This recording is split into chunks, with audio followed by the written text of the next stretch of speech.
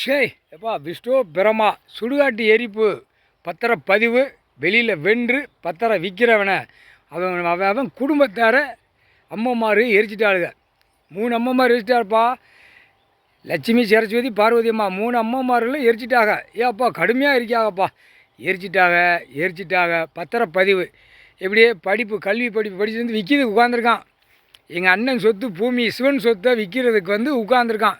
City கிராமத்தில் கையெழுத்துக்களை போட்டு தின்னு அவன் பொண்டாட்டி பிள்ளையோட விலைக்கு உள்ளே விட்டு நாக்கை உள்ளே விட்டு நக்குதான். அப்போ தூக்கி போட்டு மிதிக்கணும்ல.